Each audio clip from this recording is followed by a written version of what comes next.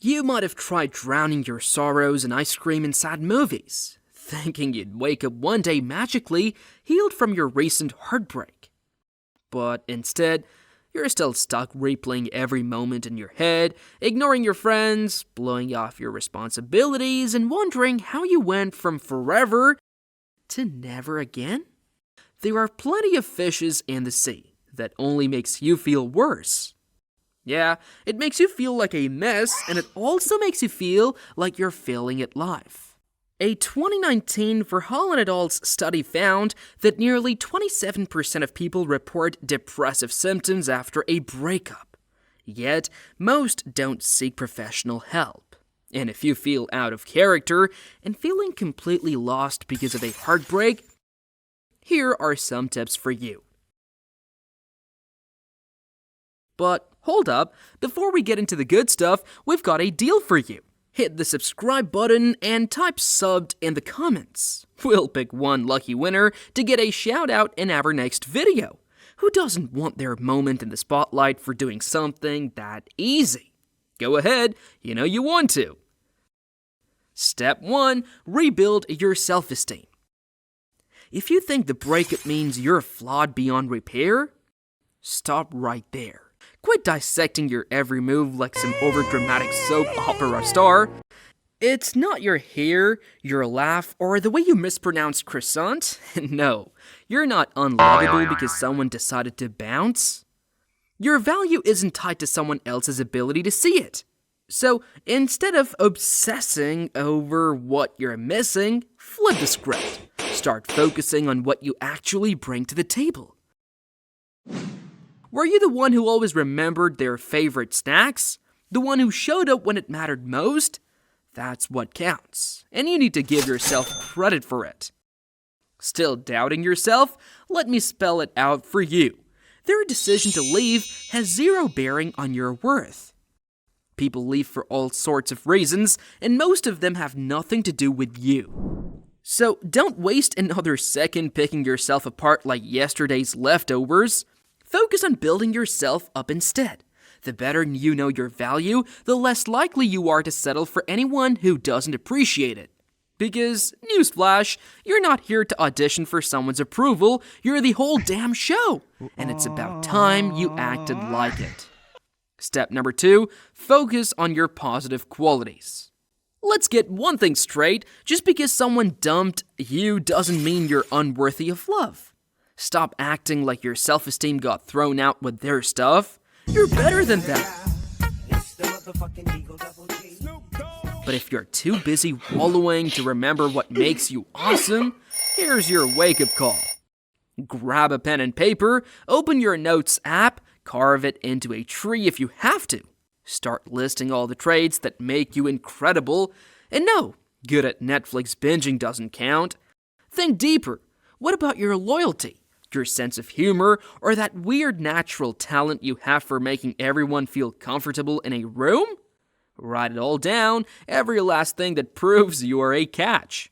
Go to the people who actually know you, your friends, your family, your ride or dies. Ask them what they see in you. Spoiler alert, they're going to have a list so long, you'll wonder why you ever doubted yourself in the first place. These people aren't just your cheerleaders, they're the ones who know your worth even when you forget it. And before you roll your eyes, understand this, focusing on your good qualities isn't just some lame self-help exercise, it's how you rebuild your confidence, brick by brick. Step number 3, try new places. If you think sulking in the same old places is going to heal your broken heart, then you need to think again. Sticking to your ex's favorite hangouts isn't just lazy, it's a self-sabotage. You're basically setting yourself up for a nostalgia ambush every time you order coffee. Your routine is a mess, and it's time to shake it up. So grab your phone, text a friend, and find a spot you've never been to before. A quirky cafe, a new brunch spot, or even that park across town everyone keeps raving about. Make this your weekly assignment because yes, you actually have to put in the effort to fix your life. Why does this work? For starters, it pulls you out of autopilot mode. You stop associating every corner of your city with that time we came here together. Instead, you start building new memories, ones that don't involve replaying your past like a broken record. And don't go solo unless you want to end up scrolling through old photos between bites. Take someone who makes you laugh, who can remind you that life doesn't revolve around one person. Step number 4, avoid going after a rebound. Jump into a rebound isn't the life hack you think it is. Sure, it feels good to have someone new fawn over you, but let's not pretend this is a master plan. It's a temporary ego boost at best, and a one-way ticket to emotional chaos at worst. Here's how it goes down. You're heartbroken, lonely, and probably craving some attention. Along comes someone who's ready to give it to you, and suddenly you're feeling alive again. But hold up, what happens when that dopamine hit fades? You're left feeling empty, guilty, and possibly even more confused than before. Mary Jo Rapini, a psychotherapist, breaks it down perfectly. Rebounds might give you a quick rush, but they rarely leave you feeling good in the long run. Most of her clients who take the rebound route end up with a heavy dose of remorse. Why? Because their investment in the new fling was surface level, while the other person might have been putting their heart on the line. Even science backs this up. A study in personality and social psychology bulletin found that people who dive into rebounds often end up worse off emotionally. And get this, only 20 to 25% of reconciliations actually stick, according to sexologist Sonny Rogers, and of those, 50% break up again within 6 months. Instead of dragging someone else into your post-breakup mess, try dealing with your emotions head-on. Pick up a hobby, reconnect with friends, or hit the gym. Do literally anything but use another person as a temporary fix for your shattered ego. Step number 5. Take a realistic walk down memory lane. When those memories start flooding back, those sweet idyllic moments that made you feel like you were on the top of the world, don't forget to include the bad parts too. It's easy to romanticize the good times, but remember, every relationship has its flaws. There were petty fights, lifestyle differences, and pointless arguments that you might have glossed over at the time. You remember that perfect vacation, but don't forget the arguments on the plane ride there or the anxiety over whether your partner would even make it to the airport on time.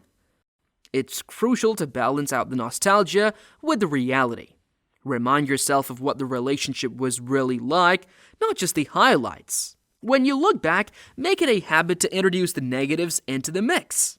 This helps you to maintain a clear perspective and prevents you from getting stuck in the past, yearning for something that wasn't all sunshine and roses. No, God!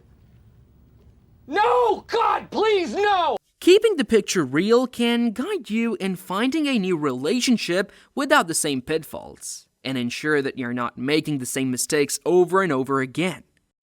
Step number 6, try therapy. Sometimes your friends, family, and a tub of ice cream aren't enough to fix the emotional wreckage left after a breakup. You're stuck in your head, replaying every moment, analyzing every word, and spiraling into what-if territory like it's a full-time job. Do you know that cycle isn't just unproductive? Therapy isn't some last-ditch effort for the hopeless. It's the cheat code to your emotional health. Think of it like hiring a personal trainer, but instead of working on your abs, you're building mental resilience. Therapists are pros at helping you unpack your feelings without judging you for the ugly crying or the irrational rage moments. They've seen it all, and trust me, you're not the first person to say, "I don't even know where to start." You may be thinking, "I can handle this on my own." Let me stop you right there. Sure, you're strong, you're independent, but even the most seasoned warriors need a shield now and then. A therapist doesn't just sit there nodding, they give you tools to stop your emotional dumpster fire from burning down the rest of your life. And no, it's not just for people with a one-way ticket to Breakdown City. In case you're still skeptical about therapy, consider this. Studies have shown it works wonders for post-breakup stress. At McGill University, Dr. Elaine Brunnett conducted research using reconsolidation therapy. a combination of medical treatment and counseling. The results? Between 70% and 84% of participants reported significant relief from their emotional distress. That's a huge success rate for anyone feeling stuck in. So instead of scrolling through social media and pretending everything's fine, take a real step towards healing. Call a therapist, book that session, and start sorting your life out like the emotionally intelligent person you're meant to be. There you have it, guys. Got a better tip to bounce back faster? Drop it in the comments. Let's see if you've got the wisdom to back it up. And don't even think about skipping the next video. If you do, well, I guess heartbreak isn't your only problem.